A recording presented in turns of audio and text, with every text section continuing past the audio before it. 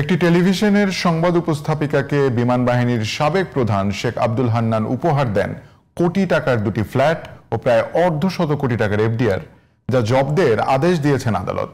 দুদক বলছে, অবৈধ সম্পদ আড়াল করতেই তার শুভাকাঙ্ক্ষী সানজিদা আক্তারকে এসব উপহার দেন তিনি। এদিকে মালয়েশিয়ায় শ্রমিক পাঠানোর নামে অতিরিক্ত অর্থ আদায়কারী 4 এজেন্সির বিরুদ্ধে মামলা করেছে দুদক।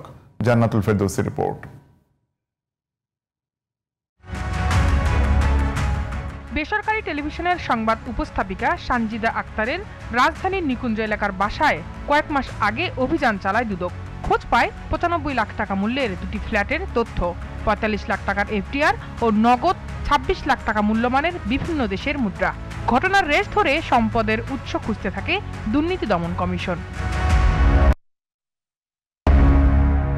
অনুসন্ধান শেষে সংস্থাটি বলছে, এসব সম্পদ উপহার হিসেবে পেয়েছেন বিমান বাহিনীর সাবেক প্রধান শেখ আব্দুল হান্নানের কাছ থেকে।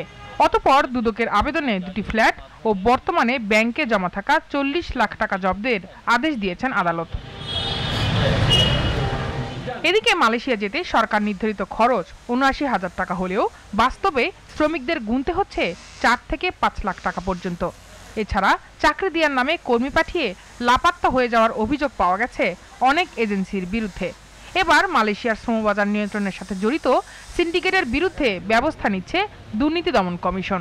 Celebrity international limited, Rabbi international limited, Irving enterprise limited, Aditi international, এই 4টি প্রতিষ্ঠান সর্বমোট 18,563 জন কর্মীকে বিদেশে প্রেরণ বাবদ 310 কোটি 93 লক্ষ টাকারও বেশি অর্থ আত্মসাৎ এবং উক্ত অর্থ স্থানান্তর, রূপান্তর এবং হস্তান্তর করার অপরাধ অনুসন্ধানকালে প্রমাণিত হয়েছে।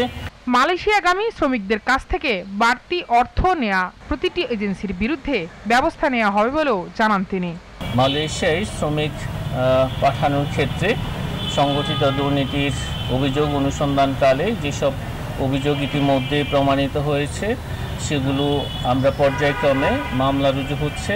এদিন ঋণের নামে 31 কোটি 69 লাখ টাকা আত্মসাতের অভিযোগে সাবেক ভূমিমন্ত্রী সাইফুজ্জামান চৌধুরী ও ইউসিবিএল ব্যাংকের সাবেক পরিচালক বশির আহমেদ সহ 19 জনের বিরুদ্ধে 4টি পৃথক মামলা করেছে সংস্থাটি।